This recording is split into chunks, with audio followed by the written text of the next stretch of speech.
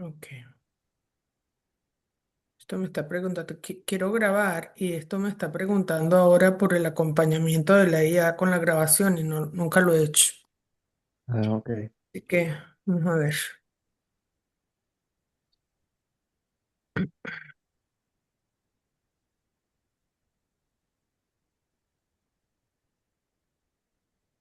Ok.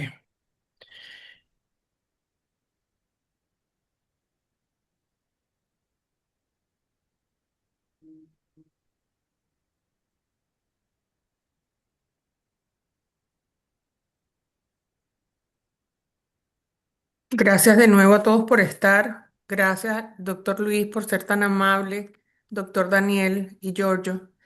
Estamos esperando a la doctora María Luisa, pero creo que tiene algunos inconvenientes.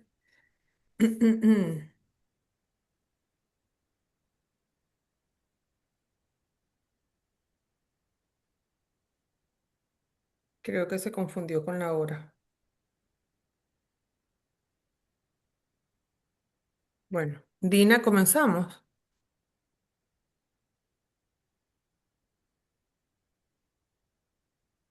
Sí, ya estamos grabando, podemos iniciar. Sí, ok. Bueno.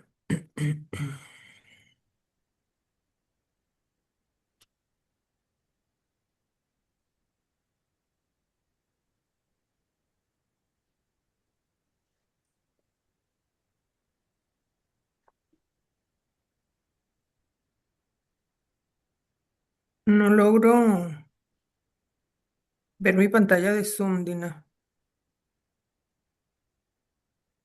No sé qué problema tengo. Perdónenme, no entiendo qué me pasa acá. En la parte inferior está solo el loguito, ahí está la grabación, porque arriba te quedan las pantallas No, de no, pronto. el problema no es la grabación, mi Dina. El problema es que no encuentro el, el link del Zoom. Se me perdió. O sea, ¿no nos ves en la pantalla? No, no los veo a ninguno y no logro. Déjame ver acá. Ahora sí, ya lo tengo. Perdónenme. Ok, voy a compartir pantalla.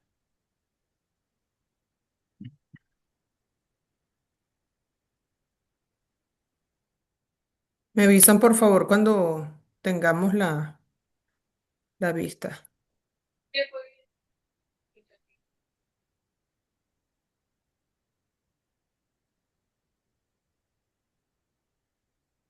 ¿Ya ven?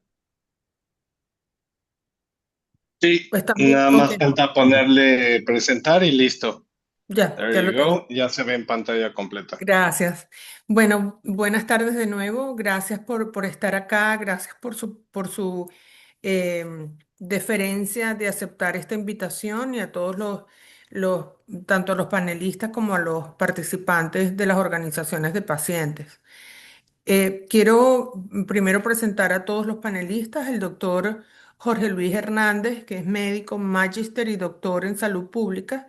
Él es profesor de la Universidad de los Andes y es el exdirector de investigación y coordinación del Observatorio de Salud Pública y Epidemiología. El doctor Giorgio Alberto Frangiuti, que es director ejecutivo de Medical Impact en México. Él ha liderado varias misiones humanitarias que han brindado atención médica y educación preventiva a más de 200.000 personas en comunidades vulnerables, tanto de América del Caribe, América Latina, el Caribe y África, y también ha impulsado proyectos de alto impacto en inmunización. La doctora María Luisa Ávila Agüero, que es ex ministra de Salud de Costa Rica y es ex presidente de SLIPE, que es la organización médica de vacunología de Latinoamérica.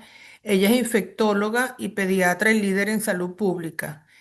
Y también tenemos al doctor Daniel Salas, que es gerente ejecutivo del programa especial de inmunización integral de la OPS y tiene más de 20 años de experiencia en salud pública. ¿Para quién está dirigido este panel? Este panel está dirigido a organizaciones de pacientes ya formados desde la primera y la segunda cohorte de los programas de vacunología que hemos estado presentando en Latin Health Leaders. Estos programas lo hemos hecho ya este año, vamos para el tercer año, y la idea del panel es tener las recomendaciones de ustedes, los expertos, para tener al final una hoja de ruta de cómo podríamos nosotros establecer esta red de vacunología en la región. Como les mencionaba antes también, dentro el último programa que hicimos de vacunología, nosotros preguntamos a los participantes cómo ellos visualizaban o cómo ellos alucinaban tener esta red.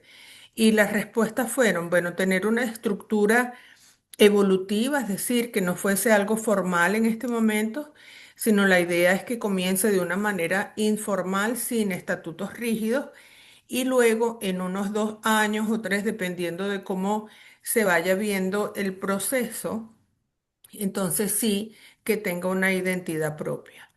El segundo elemento que ellos consideraron importante es que se generara una brigada desde las organizaciones de pacientes antimitos, es decir, construir una especie de banco regional con respuestas a los 10 mitos más frecuentes sobre vacunas, y esto que fuese replicable a través de las organizaciones, tipo una campaña de comunicación. Y la tercera estrategia de comunicación era con los embajadores de vacunación, que sería formar líderes pares dentro de cada comunidad para multiplicar este mensaje y generar credibilidad local. Yo, antes de comenzar a hacerle las preguntas y poder entrar un poco en materia, quisiera presentarles un estudio que hicimos durante el año pasado en 52 organizaciones de pacientes, un poco para conocer, antes de generar la segunda cohorte, tener una percepción de qué es lo que querían o cuáles eran esas capacidades y barreras que las organizaciones de pacientes tenían. El estudio se basó en 52 organizaciones de pacientes en 15 países de Latinoamérica. Y los resultados fueron los siguientes. Voy a pasar rápidamente. Una de las primeras prioridades en capacitación es advocacy. Es decir, el 71% respondió que necesitaban capacitación en advocacy en cuanto a a la vacunación. También una prioridad importante para ellos, el 71% necesitaba herramientas de comunicación para abordar la desinformación general de la comunidad. El 63% pedía o pidió información técnica sobre vacunas en grupos de riesgo. Estos elementos se tomaron muy en consideración para generar la segunda cohorte que hicimos. En cuanto a las barreras, ellos determinaron, o así lo hicieron saber, que el 78,4% eran las distancias a los centros de salud. Estas son las que ellos reportan. Luego, otra barrera importante, el 54,9% manifestó que esta barrera es la falta de infraestructura.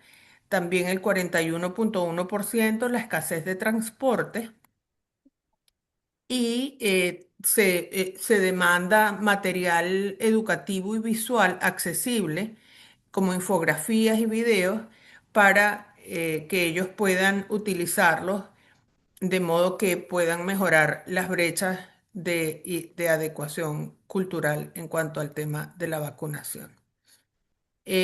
Bueno, estos son ya los resultados finales. El 76,9% manifestó disposición a participar o liderar acciones de advocacy condicionada a financiamiento, que es un 32,7%, y materiales audiovisuales el 15,4%. Entonces, tenemos un grupo bastante importante de líderes de organizaciones de pacientes que manifestaron estar en pro de este movimiento que esperamos eh, tenerlo muy pronto ya listo. Bueno, para este año lo vamos a tener. Las organizaciones de pacientes constituyen un capital social importante disponible para sostener las campañas de vacunación y por eso es que hemos estado trabajando tanto en estas cohortes, empoderando a las organizaciones de pacientes. Su integración en la planificación y la ejecución, junto con los apoyos operativos y material culturalmente pertinentes, pueden contribuir a mejorar la cobertura, la confianza, especialmente en los contextos con barreras logísticas. Entonces, aquí ya comenzando con lo que son las preguntas para el panel. En cuanto a la gobernanza, vamos a hacer la pregunta y cada uno tiene unos 3 o 4 minutos para responder de ser posible, de modo que podamos tomar notas y poder luego pues discutir lo que sea necesario discutir. La primera pregunta que nos ayudaría mucho su advice en cuanto a esto es: ¿qué necesita una red de advocacy en vacunación para ser efectiva en sus primeros 2 años sin asfixiarse con estructura prematura? Entonces, no sé, voy a nombrarlos por el orden como yo los tengo en la pantalla. Doctor Luis Jorge. Sí, gracias, doctora Vitalia, a la doctora Dina por este importante encuentro y este espacio a favor de la vacunación en las Américas ya tradicional, y saludo a mis colegas de panel acá presentes, a la doctora, a los doctores. Eh, el advocacy es muy importante porque es el conjunto de acciones estratégicas y comunicativas orientadas a influir en la política pública, en las decisiones públicas, para lograr que más personas accedan a las vacunas y los gobiernos los financien. No es simplemente hablar bien de las vacunas. Entonces, uno diría que hay 3 niveles de advocacy: el nivel político con las tomadores de decisión, con los ministerios de salud, con la OPS, con las secretarías de salud, en forma amigable. La advocacy también implica control social, ¿sí? Hay un segundo nivel que es un nivel comunitario, con líderes de la sociedad, con líderes de opinión, también con la red público-privada de servicios de salud, con las aseguradoras. Y un nivel mediático con los medios de comunicación de este advocacy. Es decir, es incidir en la política pública, donde no solo es suficiente la evidencia científica, sino también posicionar el tema en la agenda pública de los medios de comunicación, de la ciudadanía, sobre la importancia no solo de la vacunación, sino la inmunización, ya con la entrada de los anticuerpos monoclonales. Mencionamos al principio con la doctora Migdalia y la doctora Dina que estamos en un escenario difícil por los movimientos antivacuna que son del propio gobierno de los Estados Unidos. Estamos en un momento muy coyuntural difícil, entonces todo esto que se haga de advocacy es particularmente pertinente en este momento en la región de las Américas. Gracias. Gracias a usted, doctor, muy amable. Doctor Daniel. Gracias, Italia. Y un saludo a los compañeros también que están acompañando este importante panel. No, yo considero que una red, para que se pueda establecer, aunque no tenga una estructura rígida, sí tiene que tener un liderazgo marcado y definir muy bien sus objetivos, sin definir la estructura, insisto, pero sí tiene que haber claridad de qué es lo que se planea conseguir, cuál va a ser esa persona que va a estar liderando y que pues pueda trabajar siempre en pos de esos objetivos. Yo creo que hay que trazarse de alguna forma, aunque sea de forma temprana, algún tipo de metas, ¿verdad? De metas de poder decir, bueno, a cabo de 6 meses queremos que esto se alcance. Hay que buscar un consenso al inicio para plantear esas metas y poder hacer plausible ese avance. Entonces, decir, a los 6 meses queremos alcanzar esto, esto va a habilitar eventualmente o va a poder facultarnos de que un año se alcance otra meta. Y creo que así tiene que moverse una red, ¿verdad? Porque identificar siempre bien quiénes son los socios que tienen que trabajar con esa red, identificar bien cuál es su ámbito de acción y esa interfaz de trabajo, tener a mano siempre contacto con las mejores informaciones de mayor calidad posible, basadas en evidencia, ¿verdad? Que ojalá puedan adaptarse, porque yo creo que una red de ese tipo, para que tengan éxito, se trata muchas veces de transformar esos mensajes que pueden ser muy complejos para que se conviertan en mensajes muy digeribles, muy fáciles de transmitir, y que yo creo que también en eso pues hay material que ya se puede utilizar, pero también tener en esa red personas que puedan ayudar en esa digestión, en esa transformación de esa información para que sea presentada de la forma más ágil. Y yo creo que algo clave para que esa red funcione bien es también identificar los canales de comunicación, la interfaz de interacción con el público meta que queremos, que eso va a depender mucho. Sabemos que en eso también es importante hacer un trabajo de estratificación, porque no todos los públicos meta que queramos trabajar van a tener el mismo peso. Entonces yo creo que es importante también, con el asesoramiento de expertos, poder decir cuáles son los principales públicos meta, y dentro de esos incluso tratar de definir cuál va a ser el público prioritario, para que en los primeros 2 años por lo menos se pueda trabajar con ese público prioritario, que si son amas de casa solteras, que si son padres y madres, que si son adolescentes, que si son maestros, porque a veces también, ¿verdad? Con la vacunación de HPV, por ejemplo, de virus de papiloma humano, la vacuna, muy importante trabajar también en el entorno escolar.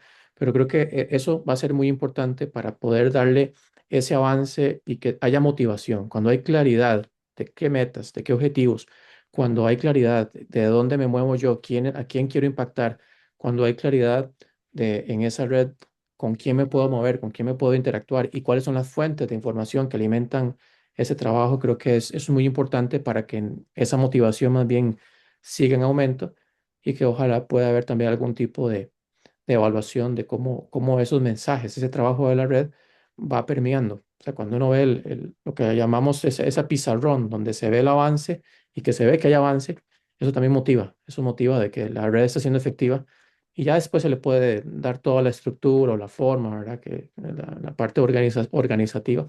Pero en un principio yo no consigo una red que no tenga esos elementos mínimos de guía, de objetivos, aunque sea gruesos, y de identificar ese universo en el cual se va a mover, ¿verdad? Claramente. Creo que esas guías, esos parámetros iniciales le da mucha fuerza desde un inicio a la red, sin buscar, como insisto, una estructura muy rígida. Está bien, excelente, gracias, doctor, muy amable. Ahora, Giorgio. Claro, y quiero aprovechar para agradecer a los organizadores por elaborar este panel multiactor. Me fascina que desde su armado se ve la intención de generar una colaboración intersectorial. Y creo que resueno mucho con algunos de los comentarios previamente hechos, pero creo que adicionaría que sociedad civil no es nada más para comunicar y que tradicionalmente se le ve por parte del sector público, el sector internacional o hasta el mismo sector privado como el que comunica y digiere mensajes para que le diga a la gente. Y por poner un ejemplo, pues Medical Impact tiene de las mejores infraestructuras móviles de vacunación para alcanzar la red fría a última frontera en América Latina. Nosotros hemos llevado vacunación a zonas de conflicto como difícil acceso a la selva lacandona, a la selva maya, a las montañas de Guerrero, por decir ejemplos en México, y los sectores públicos trabajan de manera dual como facilitadores con la sociedad civil para llevar estas vacunas a esas poblaciones. Y de una vez, la alta especialización y rápida acción que tiene la sociedad civil en contraparte con los gobiernos, pues permite traducir esos mensajes, como dice el doctor Salas, a las lenguas originarias de esas comunidades o la segmentación de públicos objetivos que pueden haber para distar estos mensajes en particular a estas poblaciones, y que en marco de lo que encuentra su estudio, Migdalia, pues sí, la sociedad civil acá está llevando el transporte, la infraestructura y haciéndole frente a la distancia de manera intersectorial, pero abanderado con un esfuerzo de sociedad civil organizada que estamos llevando a lo largo del sur global en varios países a base de esfuerzos de Medical Impact. Entonces, ¿qué encuentro en los esfuerzos de la gobernanza? No venimos a reinventar la rueda. Todos aquí probablemente pertenecemos a 5 o 10 redes y creo que lo que a todos aquí nos ha fatigado es la reunionitis y la falta de, de, de generar compromisos que llevan a la acción. Lo mismito que le pedimos a los gobiernos y le criticamos a los gobiernos es lo que encontramos en las redes de sociedad civil. Se vociferan muchas necesidades, cada quien visibiliza necesidades allá afuera, pero llevar a la acción se diluye. Entonces, creo que esfuerzos que podemos encontrar, por ejemplo, en las reuniones de alto nivel de salud en Naciones Unidas, cobertura sanitaria universal, tiene UHC 2030 que consolida todas esas peticiones y aunque son muy diversas, imagínense si vacunación es diverso, cobertura sanitaria universal incluye desde resistencia antimicrobiana, ITB, a VIH, enfermedades raras, a cáncer. ¿Y por qué ellos sí pudieron bajarlo a 6 puntos en específico para generar incidencia? ¿Por qué nosotros no? Porque hay ejemplos de redes regionales como People's Vaccine Alliance, hay ejemplos de redes nacionales como Vacunámonos por México, porque esas no trascendieron a acción política. Porque esas no se articularon, por qué murieron y por qué mueren como los emprendimientos a los 2 años, por qué las menciones de ahorita son para que sobreviva una red a los 2 años. Una debilidad es que esa gobernanza se diluye en 20,000 personas y que todo el mundo quiere salvar al mundo en un esfuerzo claramente diluido. Entonces creo que lo que yo recomendaría es elegir 1 o 2 puntos prioritarios para que todos los adheridos a esa red trabajen 1 o 2 puntos. Si no estás trabajando sobre estos, esta no es tu red. También saber segmentar las acciones que hacen las redes. No por ser una organización de salud, en ocasiones aporta a una red. Y si bien esto afuera se ve bien, una red consolidada de cientos de miles de miembros, a las reuniones solo acuden 4 o 5. Entonces es mejor tener sociedad civil ampliamente capacitada y especializada en el tema que pueda trabajar sobre los objetivos que denota el doctor Salas y no aperturar tanto el abanico, porque si no se vuelve más bien un reporte de las acciones de cada una de estas organizaciones o entidades y se diluye el mensaje y el objetivo. Esas son las que creo que pueden orientar a una gobernanza responsable, la que recomienda el ISO 2600 o el AA1000, que si bien es una gobernanza democrática, escucha todas las voces, también es autocrática y también el coordinador general de esa red puede decir sobre las propuestas, está muy bien, pero vamos a ir para acá. El liderazgo importa drásticamente hacia dónde va una red. Y si está entre varias mentes y entre muchas mesas de trabajo, no vamos a ir a ningún lado. Mm. Excelente. Muchísimas gracias, Giorgio. De hecho, habíamos pensado en comenzar este año solo con 10 líderes de organizaciones de pacientes, de modo de en ir entrenando de una manera profunda y luego ir haciendo este train the trainers, ¿no? De modo de me encanta tu respuesta porque nos da mucha, bueno, la de el doctor Daniel y el doctor es también, nos da mucha base para seguir y continuar con lo que estamos haciendo. Otro tema y me quiero quedar contigo, Giorgio, ya que te tengo acá y luego ir hacia atrás em, en el orden, ¿no? Una de las acciones iniciales que los alumnos pues, propusieron fue generar esta brigada antimitos. Entonces, en cuanto a este elemento o esta acción inicial que ellos proponen hacer, cómo diseñar un banco de respuestas a mitos que funcionen en contextos culturales distintos. ¿Qué piensas tú de cómo nosotros podemos diseñar este banco de respuestas. Creo que enfocarse en todas las poblaciones nuevamente va a diluir, entonces creo que antes de que quieran escuchar a todos, y sé que suena extraño incluso que alguien de sociedad civil diga que no se le aperture a todas las voces, sí, todas son importantes, pero hay que priorizar por carga epidemiológica. Sí, ahorita el doctor Salas mencionaba BPH, yo hubiera incluido hombres que tienen sexo con hombres o personas privadas de la libertad, mujeres privadas de la libertad, pero a carga epidemiológica, en mi país, por ejemplo, tenemos un brote enorme de sarampión ante un inminente evento de magnitud global como el Mundial de Fútbol.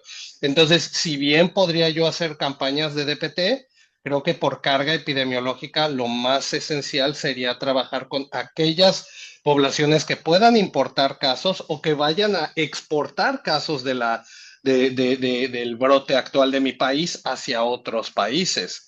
Entonces, creo que deberíamos de elegir primero por carga y luego de esa carga aquellas poblaciones que son por segmento poblacional y demográfico más afectadas por un tipo en particular o de mayor riesgo.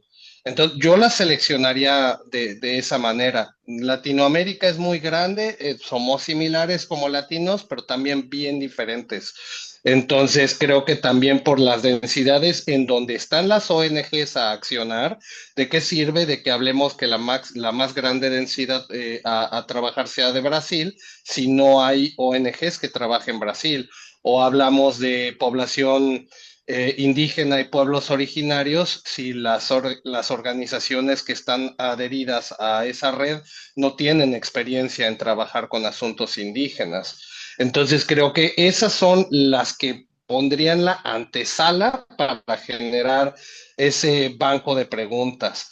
Creo que sobre esta temática, lo que nosotros hemos visto en campo de muchos años es que las comunidades, y también puede resentir en algunos aquí presentes, las comunidades indígenas no tienen tanta resistencia a la vacunación como uno pensaría.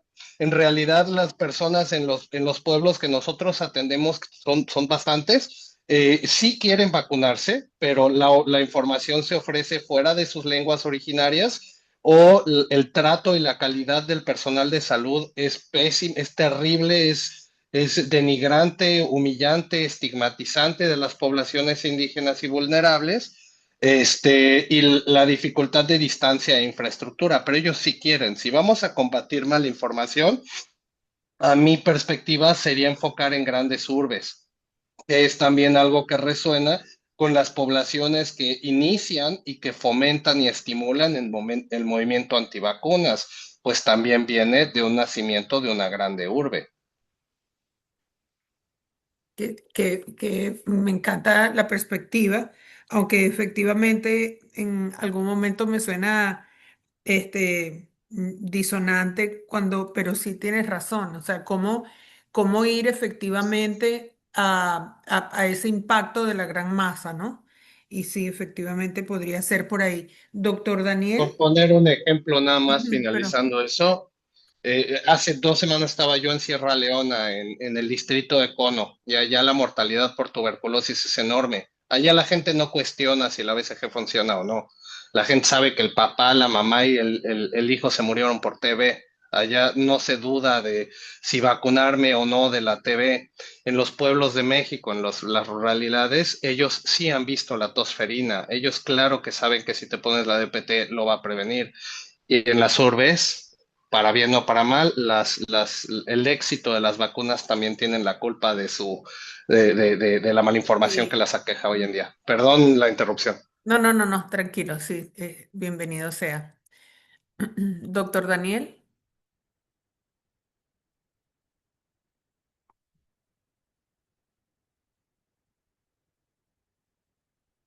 no lo escucho. No, disculpe, Migdalia, si me Ah. puede repetir la pregunta, esa Sí, segunda cómo no, pregunta, cómo no. porque sí, En este caso estamos hablando dentro de las acciones iniciales que se propusieron para comenzar con la red. es generar una brigada antimitos. La pregunta es, ¿cómo diseñar un banco de respuestas a mitos que funcionen en contextos culturales distintos? Ok, bueno, parecido también a lo que ya mencionaba George, yo creo que tampoco puede ser querer abarcar todas las culturas o todos los diferentes públicos meta que podríamos tener desde un inicio. Yo creo que hay que ir construyendo y por eso yo hablaba de la priorización, salud, Gracias. priorización en la segmentación. O sea, que podamos verdaderamente decir, y tal vez incluso, Italia, porque yo sé que esta red va a cubrir varios países, pero podría ser que se escojan incluso trabajar con más fuerza inicialmente en ciertos países. No digo que haya países en que no haya que trabajar con la sociedad civil o que haya que trabajar, pero hay países, por ejemplo, que sabemos que hay menos barreras de acceso a los servicios, esas son muy pocas, que la población está bastante enterada de las vacunas, ¿verdad? Que tal vez las barreras de idioma, todo esto se minimizan en esos lugares, entonces no sería un lugar tan prioritario como otros lugares donde sí sabemos que hay más barreras, que hay más problemas con mucho más diversidad cultural y que hay que vencer más toda esa parte de cómo transmitir el mensaje de la cosmovisión de esas comunidades, ¿verdad? De cómo ellos viven, cómo ellos ven la medicina, la prevención. Entonces yo creo que eso también es importante y tratar de tener ese diagnóstico inicial para, porque creo que esto es clave, o sea, vencer la parte no vencerla, sino abordar la parte transcultural en una forma apropiada, eso es clave si queremos verdaderamente llegar a donde queremos llegar. Pero insisto, no podríamos procurar o no se podría pretender que queremos llegar a todos los puntos de una vez. Creo que en eso la priorización, estratificar, saber escoger, saber seleccionar y enfocar en esa primera, o sea, años, puede ser que después ya empiece a diversificarse. Entonces, cuando ya se tiene éxito en cómo empoderar a la población, en la importancia de la vacunación, pero a la población que se está priorizando, que se sabe que es la que está con más necesidad de ese posicionamiento, pues se puede, pienso yo, que empezar a expandir hacia otros públicos.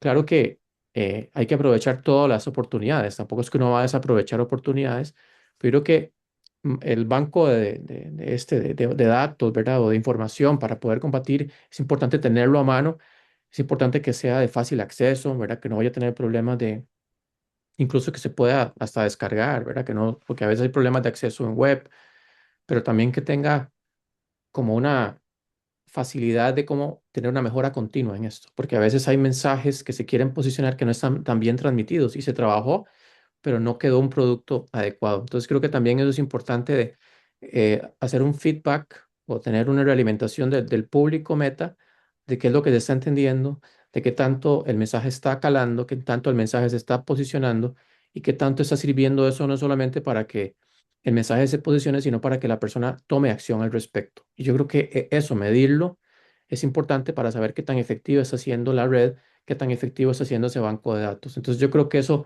además de tener el banco per se, que insisto, debería tener desde un inicio esa priorización y estratificación, debería también tener una metodología fácil para poder saber si esa información que está contenida en ese banco está sirviendo para los objetivos que se buscan, porque no solo se trata de tener el banco por tenerlo y información que sabemos que puede estar bien direccionada, pero que tal vez no necesariamente está cumpliendo con su objetivo. Y eso, insisto, si lo empezamos a hacer con toda la población, no va a servir. O sea, hacer un monitoreo y entonces, por eso yo insisto mucho en cómo, sobre todo en el arranque de la red, hacer esa priorización de segmentación de públicos meta y saber dónde vamos a poner más fuerzas para que ese banco de datos pues, pueda tener más refuerzo hacia esas poblaciones más prioritarias y esos países incluso más prioritarios. Insisto, yo sé que aquí se me ocurre un país, no voy a mencionarlo, pero se me ocurre un par de países que no habría que poner un acelerador jamás en ese tema, pero hay otros que tienen más necesidad en ese sentido. Y sobre todo Pero, también, sí, perdón, Daniel, perdón que le interrumpa, pero que me quedo confundida en cuanto a definir ciertos países. ¿Cuál sería la recomendación aquí? ¿Ir a países que ya tienen mayor facilidad no, o no, una no. mejor infraestructura o al revés? Más bien, los que tienen a veces menos barreras de acceso a los servicios y que las personas tienen cierto nivel de escolaridad en general. Siempre van a haber lugares en donde hay más problemas, pero por ejemplo, los países yo no los priorizaría para entrar con más fuerza. Más bien yo me trataría de tener un impulso mayor en los países que yo sé que hay más problemas de acceso a los servicios, que Ok, hay más poblaciones, podemos decir que tienen cierto aislamiento por sus barreras de lenguaje, por sus barreras de, ¿verdad?, de educación, y más bien ahí poner un poco más de énfasis, incluso viendo, obviamente correlacionando esto con las coberturas de vacunación a lo largo del tiempo, porque también eso es importante. Uno tiene que ver esto y ver cómo se está comportando esos países, esos niveles subnacionales que queremos entrar con más fuerza, porque si no, puede ser que yo quiera hacer una intervención en un lugar que me parece a mí que es muy importante, pero yo reviso las coberturas y resulta que las coberturas están por encima del 95% en los últimos 5 años. Entonces yo creo que también es importante hacer esa correlación de cómo están las coberturas a nivel subnacional, a nivel ojalá más abajo del primer nivel de desagregación geopolítica, y entender cómo está eso a través del tiempo. Y allí es donde podemos verdaderamente tener una incidencia mayor. Entonces, que las personas que trabajan en la red hagan una incidencia más articulada y más fuerte en esos países, en esas zonas que tienen un problema mayor de coberturas bajas y donde uno ve que hay un asunto socio, ¿verdad?, de barreras sociales o económicas, geográficas, culturales que están ahí identificadas. O sea, eso que pienso excelente. para tener un impacto y sentir, como yo le decía a usted, una motivación mayor de que se está incidiendo y se está haciendo un cambio, hacer ese diagnóstico inicial es importante. Y creo que hay incluso los mismos ministerios, ¿verdad?, a trabajar con las universidades que pueden ayudar a tener un poquito más ese cerco, ¿verdad?, ese acercamiento, ese zoom hacia dónde es que hay que enfocarse con más fuerza. Claro, igual, Excelente. esto va a servir a través de redes sociales, en realidad, cómo combatir la desinformación. Eso se puede trabajar en cualquier lugar. Las redes sociales ahora nos dan mucha amplitud y mucha penetrancia, Sí, mucha penetración en muchos lugares, pero creo que las redes sociales hay que tomarlas en cuenta, pero creo que esto del trabajar con participación social, con líderes comunitarios, ¿verdad? En el boca a boca, eso es clave. Si queremos tener una incidencia mayor, las redes sociales no es suficiente. Hay que hacer ese trabajo, ¿verdad? Con líderes comunales, grupos focales, redes de apoyo. Hay que expandirse hacia cómo aprovechar esos espacios ricos, comunitarios, ¿verdad? De interacción social, que son los que verdaderamente hacen la diferencia para que la gente se convenza, ¿verdad?, de la importancia de las vacunas y se anime a que eso se convierta en una cultura. y lo que usted dice, que el buscar una forma de poder medir todo ese banco y cómo va para poder generar obviamente una mejor incidencia y mejorar todo lo que se haga al inicio. La verdad es que es un aporte muy, muy importante. Gracias por eso. Doctor Luis Jorge, gracias, Sí, doctor. gracias por esta pregunta muy importante, lo que han dicho mis colegas. Nosotros tenemos la experiencia en La Guajira, doctora Migdalia, con nuestro observatorio. En la vacunación con COVID-19, muchas comunidades no querían vacunarse. Los que no se quieran vacunar no es que sean antivacunas. Por ejemplo, en comunidades indígenas de la Alta Guajira, en comunidad Guayú, ellos decían que no había que vacunarse en luna llena. Por su Mm, cosmogonía, no era conveniente vacunarse en luna llena y ese temor se acogió, no se iba a vacunar en luna llena. Entonces, una lección que nos dejó eso es que los mitos no aparecen por ignorancia, muchas veces expresan preocupaciones legítimas sobre la salud, confianza institucional, experiencias previas. Eso es muy importante. No considerar los que tienen resistencia a la inmunización como antivacunas. Combatir mitos no es solo corregir información, es reconstruir confianza. Y a veces no hay confianza con las instituciones, con las entidades. Entonces nosotros aprendimos esa primera lección. Una segunda lección que también aprendimos es no a responder con arrogancia. Es decir, tratar al portador del mito como ignorante activa la resistencia. La gente no cambia cuando la ven atacada. Nos pasó con la vacuna, doctora Migdalia, con VPH en una región que se llama el Carmen de Bolívar.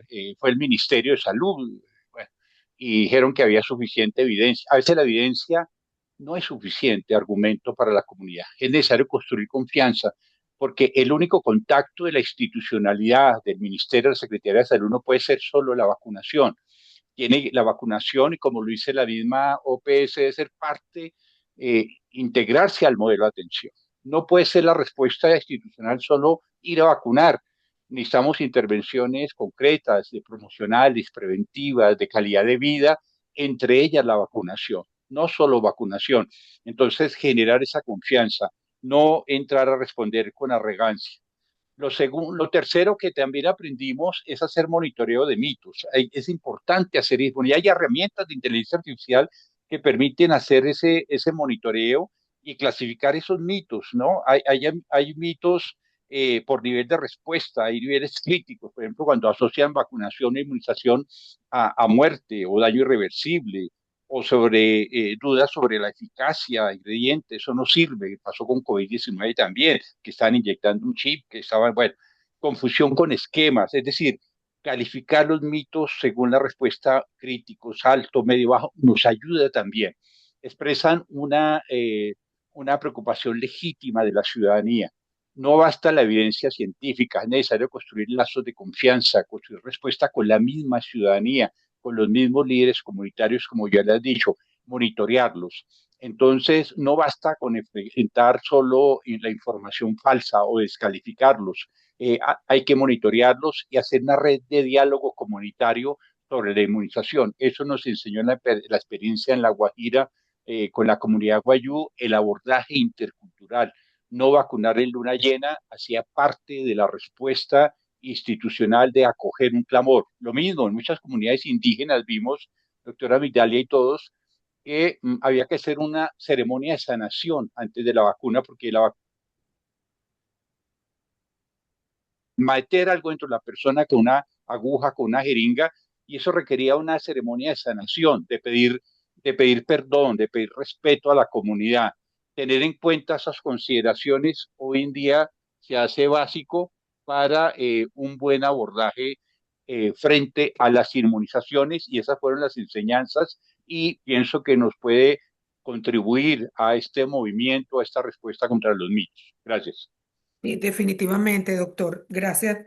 Muchísimas gracias por todas estas, eh, eh, ¿cómo se llama? Por todos estos aprendizajes que usted nos está compartiendo, porque definitivamente nos aportan un montón. Me quisiera quedar con usted para la siguiente, y es en cuanto al tema de los embajadores y la comunicación.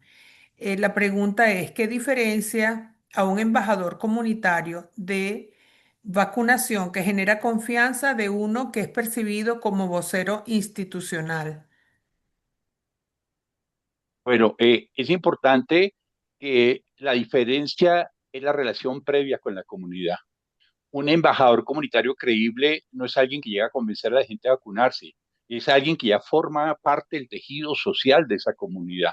Es un líder barrial, un docente, una enfermera, un líder religioso, una madre comunitaria, un palabrero en comunidades indígenas, un mamo indígena.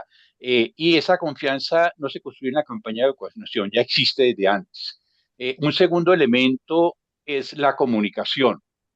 El vocero institucional suele transmitir mensajes unidireccionales, o sea, hace el mensaje de la entidad, la Secretaría de Salud, del Ministerio de Salud.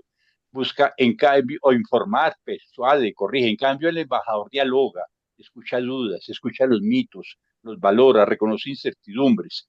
Y un tercer elemento es la coherencia personal. Un embajador comunitario habla de inmunización, de vacunación, y la comunidad sabe que esa persona también vacuna a sus hijos, confía en el sistema de salud. Es decir, es un ejemplo de vida, también un ejemplo de liderazgo. Hay una coherencia entre lo que dice ser y lo que es. Esa coherencia es lo que hace creíble el mensaje. Entonces necesitamos esos líderes comunitarios, formar ciudadanía en vacunación, enseñar vacunación, hacer cursos. Nosotros estamos en Colombia planeando un curso de inmunización dirigido a la comunidad también. También es importante formar a la misma comunidad científica, doctora Midalia, porque nos hemos encontrado también que muchos médicos, enfermeras y pediatras tienen dudas sobre la vacunación. Le voy a decir una, encontramos obstetras, por ejemplo, que les da temor aplicar 2 o 3 dosis de vacunas diferentes a una gestante hay que colocarle influenza, TDAP a celular, hay que colocar virus sincitial, COVID, pero ¿por qué tantas vacunas a una gestante? Eso estará bien, romper esos mitos también con la comunidad y generar esos voceros, esas vocerías de este grupo de personas también formadas es importante. Entonces, el vocero comunitario es, es un vocero que tiene adherencia con la comunidad, es un liderazgo que tiene legitimidad social. Nos toca construir en salud más legitimidad, más confianza, que no solo la evidencia científica. A la comunidad no es creíble que esté publicada en una revista indexada, realmente esto les interesa poco. Que la vacunación haga parte de una respuesta integral de nivel de vida, de nutrición, de calidad de vida en los niños, que sienta que la inmunización es parte de una respuesta integral, que se escucha a la comunidad, que la vacunación hay un consentimiento informado también, que no es una firma, es un diálogo bidireccional y es una construcción de confianza. Entonces, esa construcción es clave en lo que se llama el embajado comunitario. Gracias. Muchísimas gracias. Doctor Giorgio,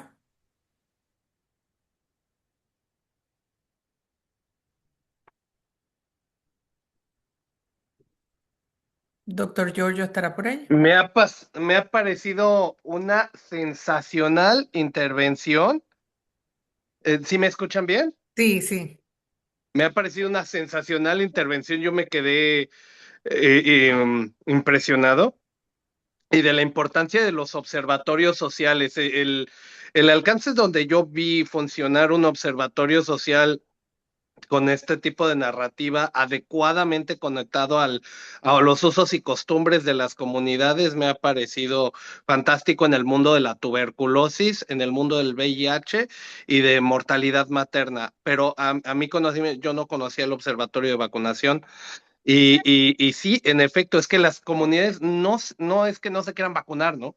Pero ni siquiera voy a reiterar en las presiones que hace el doctor sobre la luna. Uno tiene que entender, esto nos pasaba con los tatas en las comunidades celtales de Chiapas. Y también hay que hacer una ceremonia de flores a los profesionales de la salud y que el Tata nos permita entrar a las comunidades para poder recibir las atenciones, pero ellos no están renuentes a la vacunación, es solo que los usos y costumbres locales son los que permiten la entrada. Y lo malo de esta situación es que para las preguntas que hoy nos presentas, Migdalia, es que hay tantas aristas en las cuales trabajar con estas comunidades y particularidades, que creo que para el alcance regional que envisiona esta red, creo que meternos en particularidades sería ponernos la soga al cuello, porque necesitaríamos un antropólogo por cada una de ellas. Entonces creo que para el banco de preguntas que nos presentas o que nos preguntas el día de hoy, no sería tan compatible porque está sujeto a muchos asteriscos. Creo que nuevamente, como menciona el doctor Salas, es enfocarnos a estos puntos prioritarios de mayor carga y creo que hasta pensamos en los mismos países a la hora de exponerlo, pero entiendo la posición de Pajo de no mencionarlos en la importancia de estos promotores de salud, ni siquiera es tan relevante la credencial institucional que ellos cargan. Por poner otro ejemplo, en las comunidades quienes nos ayudan a conectar con las poblaciones son los líderes de organizaciones basadas en fe. Puesto sencillo, los sacerdotes son los verdaderos influencers de los pueblos y si uno conecta con el sacerdote local, él es quien los trae y si uno entrena al sacerdote local a decirle a la comunidad que se vaya a vacunar, ya le ganó el puesto al promotor de salud de Secretaría de Salud o del Ministerio porque tiene mayor poder de convocatoria y convencimiento. Nosotros médicos o profesionales de la salud apestamos comunicando, porque siempre estamos eh, orientados a medicina basada en evidencia o a salud basada en evidencia y queremos mencionar el dato y la estadística y el estudio y tal, y eso no es relevante para la población. El verdadero intermediario en el advocacy de este train de trainers es ese sacerdote, ese maestro o ese enfermero comunitario que tiene ya la legitimidad en las comunidades. Y creo que algo que sí pudiera ser útil es que hay mensajes muy homólogos, muy homogeneizados que pueden aproximarse a estos influencers comunitarios que pueden funcionar en algunas regiones de manera compartida, como las poblaciones mayas que se vierten del sureste mexicano a Sudamérica y que pueden ser compatibles unos a otros independientemente del estado o en el país en el que se encuentren parados. Pero en el momento en el que saltamos de uno a otro, creo que empiezan a surgir ahí ya eh, eh, situaciones en particular. Entonces, para la red yo recomendaría que hubiera segmentos en donde se armen los mensajes por expertos. Por ejemplo, Medical Impact es experto en implementación, pero no es experto comunicador. Que haya otro segmento en la implementación de estos mensajes. En People's Vaccine Alliance, por ejemplo, los mensajes que se producían o incluso los que hacía Save the Children, nos los pasaban a nosotros y nosotros íbamos y los pegábamos y se los pasábamos a los líderes comunitarios. En vez de que toda la red trabaje toda la cadena de valor, se segmentaba en estas tres mesas de la generación, la implementación y el monitoreo. Eso creo que pudiera funcionar como recomendación para la construcción de esa cadena de valor. Generación, otra vez, en la generación. Es que Este, no le decían así, tendría que regresarme en unos correos, pero era aquellos que crean el mensaje, aquellos que distribuimos el mensaje y aquellos que monitorean a quienes les llegó. Pero era ok.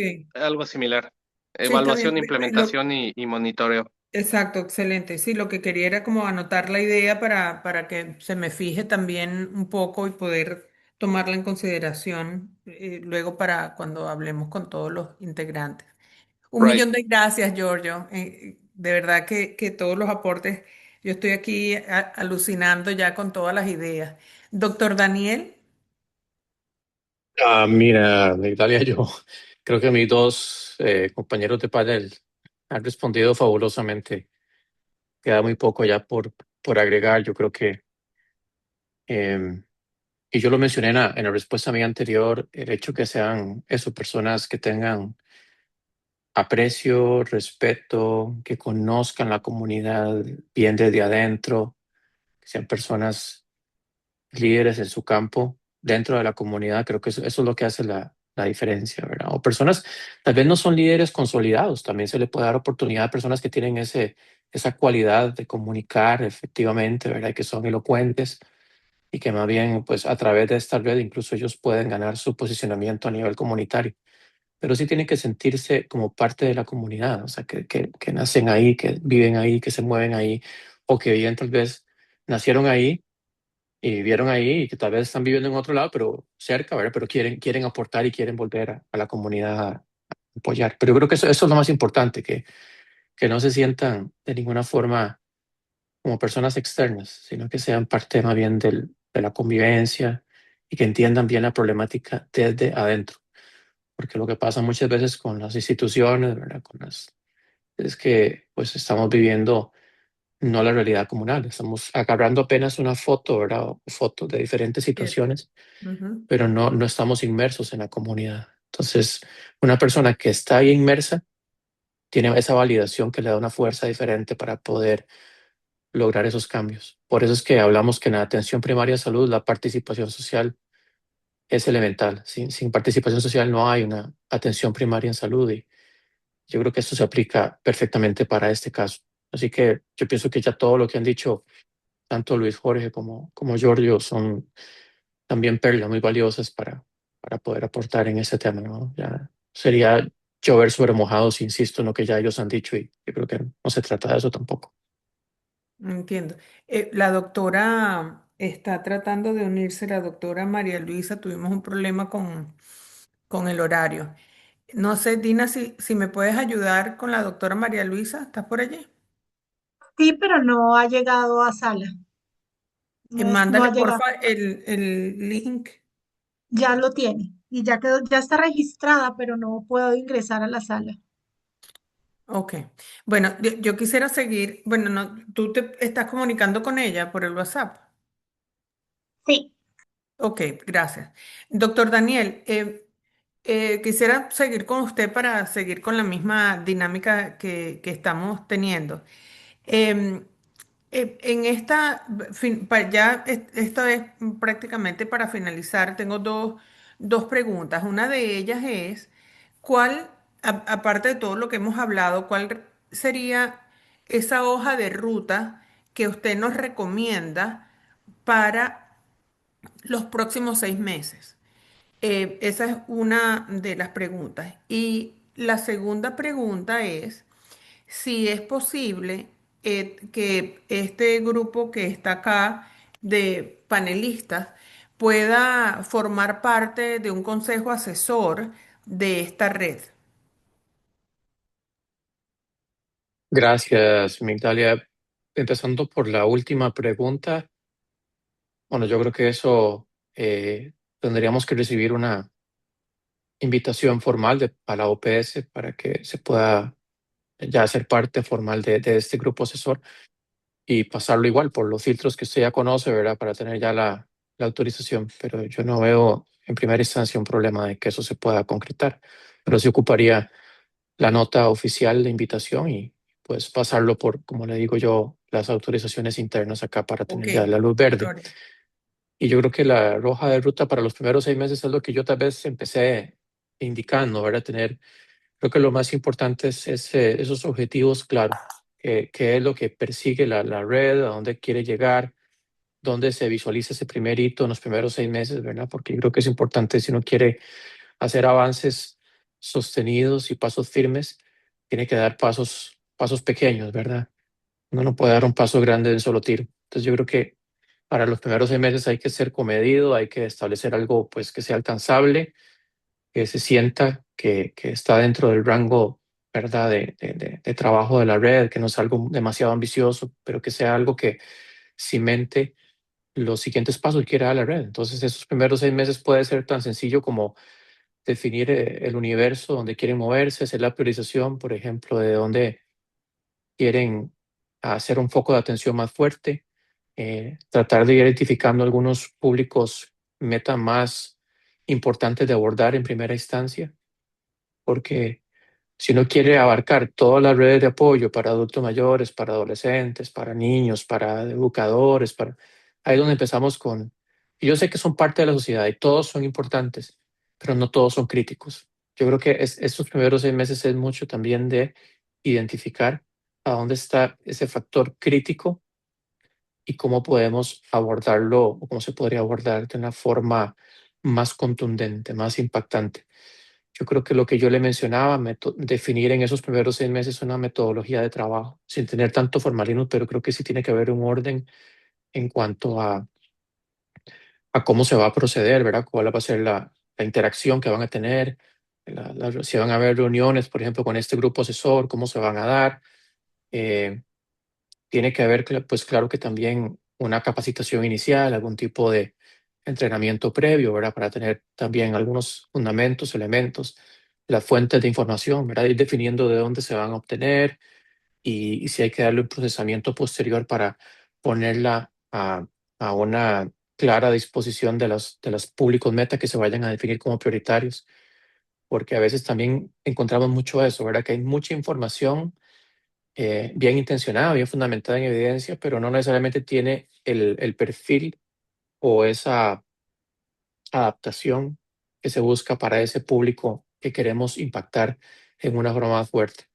Yo creo que los primeros meses, porque si yo lo puedo seguir aquí haciendo cosas, pero tampoco se trata de, como le digo, de abarcar tantas cosas que al final no se abarque mucho. Creo que mucho va en el orden mínimo que tiene que tener la red, la forma en que va a funcionar, cómo se va a actuar, ¿verdad? En esto de feedback, de reuniones, de, bueno, cómo se van a buscar entonces algún otro tipo de redes también que se puedan unir para fortalecerse. Hay una red de participación comunitaria, de promoción de la salud, ¿verdad? Definir también esos socios que pueden ser clave de grupos religiosos, lo que hablábamos, ¿verdad? Que son muy influyentes también en las comunidades.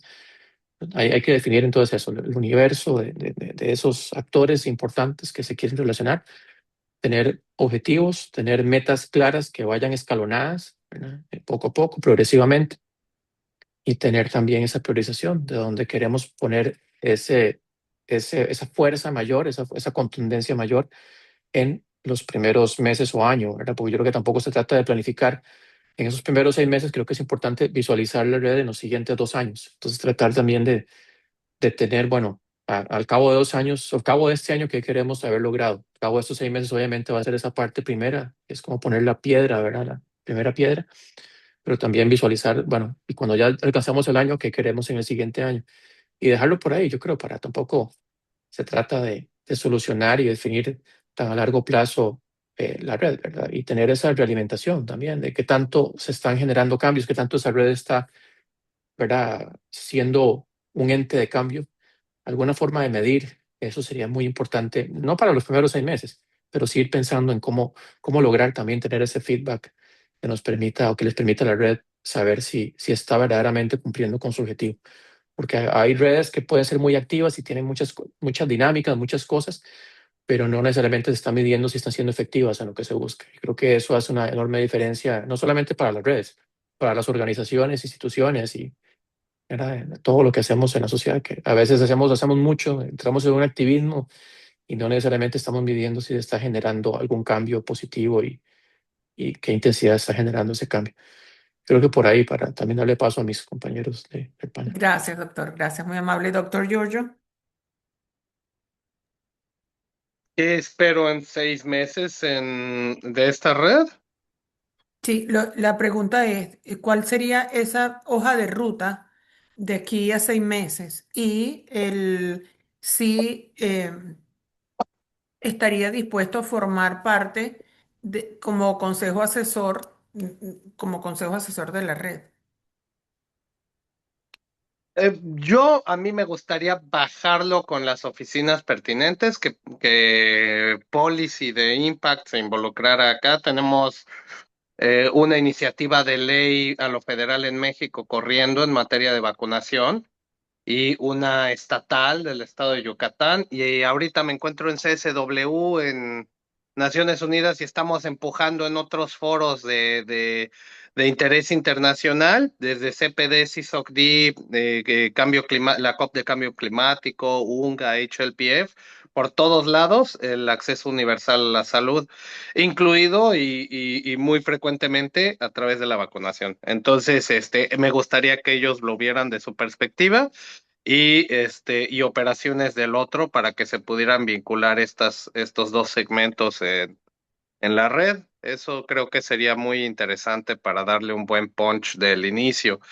Exacto. La hoja de ruta, críticamente, liderazgo. Necesitan un coordinador general o alguien a quien en el medio se le respete y se persigan su visión como un mediador hacia el alcance de un objetivo en común. Creo que en línea con lo que comenta el doctor Sales, necesitamos encontrar la población correcta en el lugar correcto y con el mensaje correcto para definir eso, y eso lo tiene que hacer la red propiamente, no nosotros. Que sea atractivo, un call to action, no nada más para las ONGs que se adhieran a la misma, sino para afuera en el mismo sentido para la población general que reciba los mensajes que egresen de esta colaboración activa. A los 6 meses creo que es rápido. Creo que deben de prestar atención a las tendencias de salud global a las que se avecinan. Por ejemplo, ahorita viene preparación pandémica, viene la reunión de alto nivel de prevención, preparación y respuesta pandémica en UNGA. en septiembre, entonces creo que podrían ir en línea con lo que discutieron los Estados miembros para adoptar o no el tratado pandémico y sumarse a esos diálogos de alto nivel. Eso genera prestigio y credibilidad en una red, especialmente cuando está empezando. Eh, ¿Qué otra cosa? A los 6 meses me gustaría también ya ver una estructura de participación efectiva sin que devore. A mí la verdad es que las redes que me piden más de una hora al mes ya no vale la pena estar en ellas. Tienen que ir directo al grano, tienen que ser ejecutivas, tienen que saber orientarse hacia la acción en reuniones donde todos los participantes entreguen deliverables para que no haya una percepción de que si estás ahí y no haces nada es lo mismo que no estar. Entonces, creo que eso mata el sentido de pertenencia entre las redes y genera hostilidades o fricciones entre varios de sus miembros. Entonces, poner las reglas del juego, pongan las reglas del juego desde el inicio, que creo que es un error muy frecuente de las redes. Todo mundo quiere participar como cree, pero hay formas de hacerlo. Y la única mala es no haciendo nada. Creo que esas serían mis recomendaciones para el inicio de una red similar. Gracias, gracias, Giorgio. Doctor Luis, Sí, recomiendo un poco lo que dijo Daniel y Giorgio. Yo diría que consolidar una red, ¿qué es una red? Una red comparte recursos, comparte experiencias también, comparte experiencias exitosas, pero no exitosas también, porque esas no exitosas se aprenden mucho. Entonces, yo sugeriría para no saturar en que sea otra red más, sino esta importante iniciativa de, de, de, de liderazgo en salud. En la página web, por ejemplo, ustedes señalaron 3 puntos clave. Yo resaltaría el último dos que son claves, que son los liderazgos comunitarios en vacunación y dos, combatir los mitos. ¿Qué experiencias tenemos en esos dos aspectos? Aquí señala unas importantes, nosotros también, colocarlas ahí a disposición en la página web de ustedes, enviárselas, no tiene que ser necesariamente literatura indexada, pero sí una ayuda a memoria, un policy brief, un resumen. Eso enseña mucho, aprender de eso, de un espacio donde se coloquen esas experiencias que están iniciando, que ya se están consolidando o se están edificando, o iniciales, o las que no funcionaron también. Hay cosas que a nosotros tampoco nos han funcionado plenamente, ¿no? Por ejemplo, menciono una, nosotros quisimos reforzar la vacunación de inmunidad en capullo en adultos mayores, porque muchos adultos mayores en Latinoamérica viven con la nieta, con la hija, con la familia y pueden transmitir la tosferina. Sin embargo, hay dificultad porque no hay acceso total a vacuna, a la TDAP para adultos mayores. Entonces, una dificultad es esa.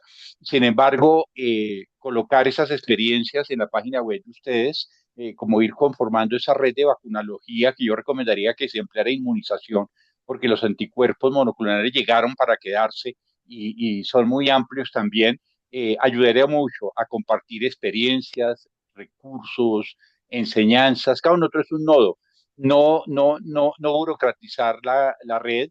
No es necesario que tengamos un esquema de acuerdos. La OPS dice que necesita, nosotros no necesitamos nada. Ya está. Por trabajo ya es un trabajo en red. Convocarnos acá ya es un trabajo en red. Queda grabado.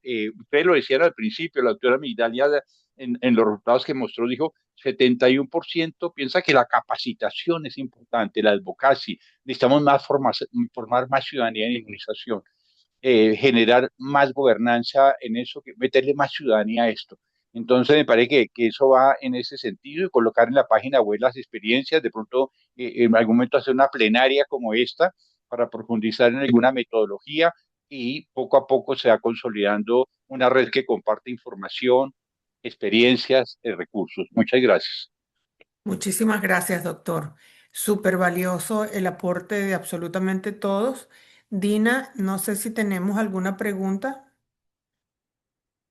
Doctora María está aquí. Doctora María, eh, ¿cómo está? Perdón, yo creo que hubo una confusión. Acá en los Estados Unidos la semana pasada cambió la hora y Ay, puede ser que ese haya sido el motivo de la confusión.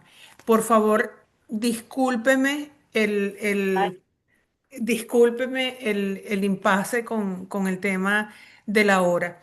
Hemos no, estado conversando, doctora, de todo lo que queremos o hemos comenzado a hacer, que es crear esta red y me encantaría poder saber su opinión y su recomendación en cuanto a cómo seguir adelante con este proceso.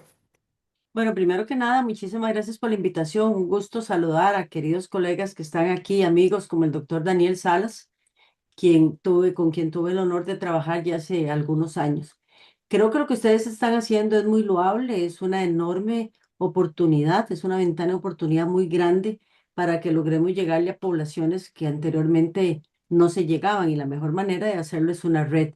Sin embargo, sabemos las complejidades que eventualmente puede tener la red en primer lugar, y creo que ustedes ya lo han hecho, pero me gustaría recalcarlo.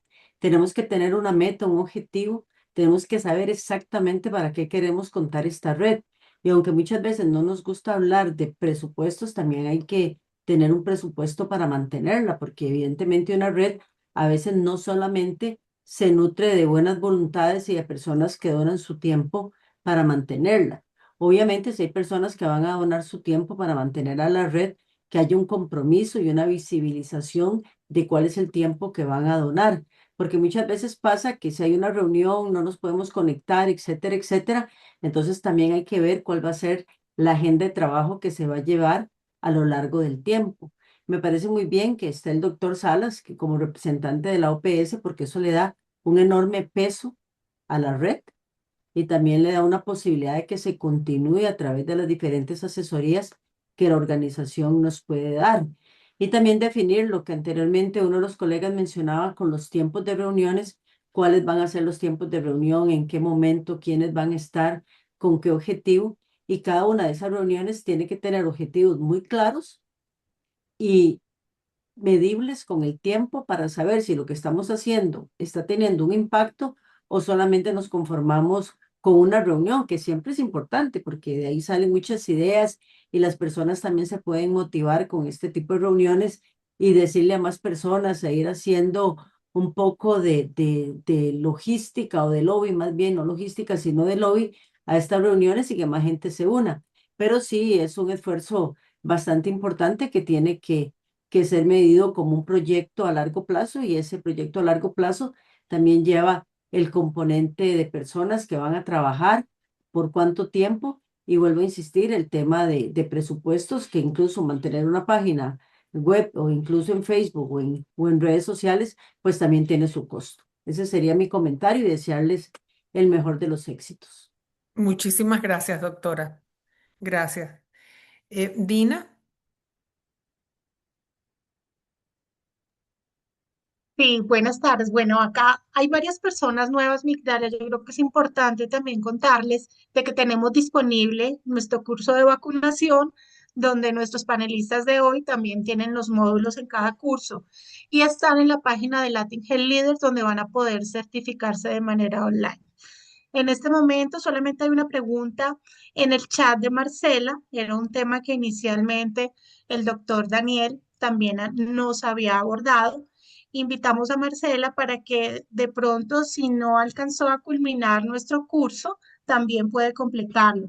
Ella pregunta si hay alguna legislación o alguna otra herramienta donde se puedan combatir a los antivacunas en los diferentes países. Marcela nos acompaña desde Brasil. Sí, gracias. No, yo creo que cada marco normativo en cada país es diferente. Habrán algunos que desde su constitución, por ejemplo, pueden defender el tema de todo ese tipo de rumores o de noticias falsas que pueden poner en riesgo la salud de la población. Claro que una cosa también es que la ley lo diga y otra cosa es la aplicación, que no siempre también es tan fácil de aplicar. pero yo creo que es importante en eso revisar cada marco normativo en cada país, con qué cuenta ese país, qué dice la Constitución, qué dice si tienen una ley de vacunación o no, qué dice la ley de vacunación de esto, qué dice el Código de la Niñez o la ley de la niñez al respecto. Creo que es importante esa revisión y ver con qué gatillos, digamos, podemos contar en cada país para podernos apoyar. También, obviamente, el reglamento, no solamente las leyes, ¿verdad? Pues claro que las leyes son los más poderosos en este orden jerárquico de la normativa, pero también ver qué reglamentos y qué cosas se pueden incluso apoyar en ese sentido, porque una red que tiene una buena función de abogacía puede llegar incluso a motivar que se reformen leyes o que se haga algún tipo de modificación normativa para que se faculte poder combatir más contundentemente todo ese tipo de noticias que ponen en riesgo la salud de la población. Y creo que también incluso con el mismo Poder Judicial, ¿verdad? Ese trabajo hay que hacerlo y también a veces trabajar. Yo sé que eso parte con el Poder Judicial cuesta más, pero cuando tenemos jueces que están sensibilizados al tema y entienden mejor, pues también eso es un espaldarazo para posicionar el tema de vacunas. No es que se espera que la red haga de todo, pero creo que, insisto, es importante escoger bien cuáles batallas se pueden librar y cómo se puede ir trabajando también en esos otros frentes, que no necesariamente es solamente la red. La red puede tener otros socios y es trabajar en ese ecosistema, ¿verdad? En posicionamiento de la vacunación y la salud, que creo que tiene que ser construido estratégicamente y eso en cada país pues va a variar también en su entorno. Muchas gracias, Eh, eh, doctor. Doctora, un Sí, comentario cortico ahí, no, el doctor lo cortico. tiene, se lo iba a preguntar justamente. Sí, doctor Dina, a lo que dice el doctor Daniel, digamos, yo recomendaría, digamos, que una enseñanza que también en Colombia no calificar fácil de antivacunas a alguien, a un grupo, porque tenga rechazo a la vacunación, dudas legítimas, no llamarlos, no calificarlos de antivacunas. Yo diría que en Colombia y en la región no hay antivacunas, no hay un movimiento fuerte antivacunas. Hay personas con dudas, hay personas con temores también, con desinformación, con inquietudes que son legítimas, pero cuando uno las califica antivacunas ya hace un adjetivo y las estigmatiza, ¿no? Entonces, en salud no hay enemigos, hay aliados potenciales. El problema no es solo normativo, pueden sacar la norma y sacar la guía, y hay normas para todo. Está el código sanitario, el código de policía. Sí, necesitamos más política sanitaria y menos policía sanitaria. Necesitamos más estrategias de comunicación, educación e información con la ciudadanía, generar confianza con la ciudadanía. Necesitamos eso. El asunto no es solo normativo, no es solo obligatorio, no es solo punitivo. Necesitamos más pedagogía y formar más ciudadanía alrededor de la prevención, entre ellas las inmunizaciones, que aplican no solo para la ciudadanía, sino para el mismo gobierno, para que le deje más presupuesto. Es grave lo que está pasando en este momento con los Estados Unidos, que tenemos un gobierno norteamericano antivacunas, ese sí antivacunas, y lo que está pasando con el riesgo de sarampión en las Américas. Entonces necesitamos iniciativas como esta que está haciendo la doctora Migdalia, la doctora Dina, son muy válidas en este momento coyuntural porque refuerzan el papel de la ciudadanía y el papel de los países latinoamericanos para contrarrestar esto. Gracias. Gracias, Muchas doctor. gracias. Gracias, doctor Migdalia. Acá tenemos una pregunta para cada uno de los panelistas y es, ya sabemos que el primer paso para la construcción de esta red, sin duda, han sido los años de capacitación empoderando a los líderes y también este panel. Entonces, quisiéramos saber, después de este panel, para ustedes, cuáles son las dos primeras acciones que se podría generar desde la red.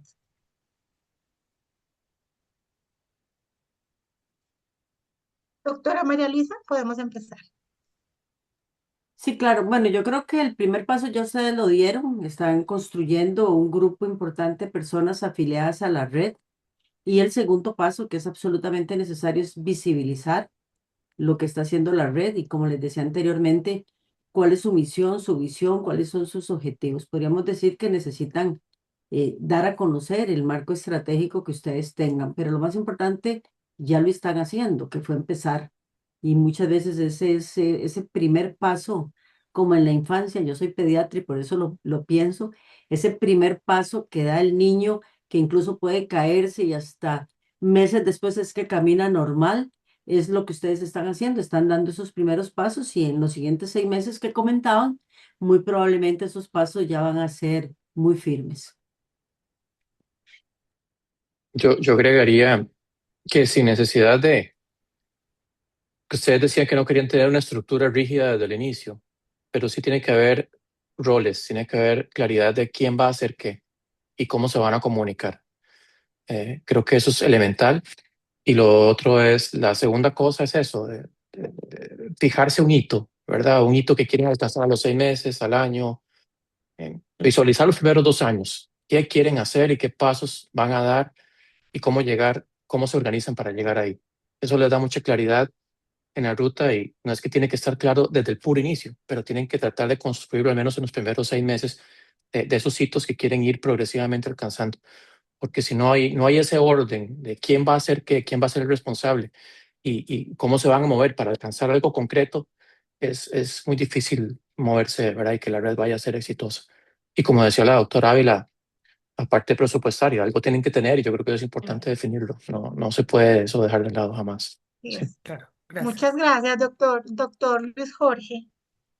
Sí, yo diría también que hacer más pedagogía alrededor de la inmunización, del control social para todos. Me parece que buscar temas generadores, por ejemplo, un tema de coyuntura, creo que aquí en el Mundial de Fútbol es el brote de sarampión, la epidemia de sarampión. Es grave, es grave.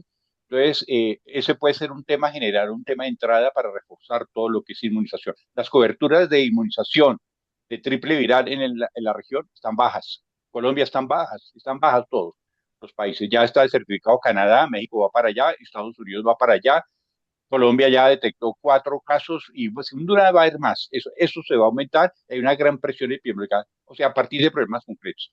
Lo segundo, recomendación es que la red no sea un diálogo solo entre expertos y académicos, es un diálogo también con el gobierno, un diálogo amigable con tomadores de decisiones. Nosotros lo hemos hecho, nosotros ya llevamos 8 unidades de análisis en Colombia, el 27 mesas de trabajo, invitamos al Ministerio de Salud, a la Secretaría de Salud, y son amigables, no somos interventores, no somos contralores, pero el ministerio lo ve con buenos ojos porque damos propuestas amigables de seguimiento, recomendaciones. Entonces, generar confianza con la red público-privada, con los tomadores de decisión gubernamental, es claro, que no se quede solo un diálogo entre académicos, un diálogo entre expertos, sino caben con la ciudadanía, las asociaciones de pacientes, las asociaciones de pacientes de enfermedades huérfanas, las asociaciones de usuarios, tienen mucho que decir y tienen mucha experticia en esto. Meterle más ciudadanía, más democracia a la inmunización. Gracias. Gracias, doctor. Y Migdalia, ¿tú qué nos dices de las dos primeras acciones? Bueno, yo creo que, como decía el doctor, ya la comenzamos. La primera es generar esta red o intentar hacer todo lo que hemos venido haciendo. Creo que es súper importante y tengo como meta poder, la propuesta es crear asistir presencialmente y poder generar una mesa de trabajo para poder impactar de forma real desde la red ya para el próximo año.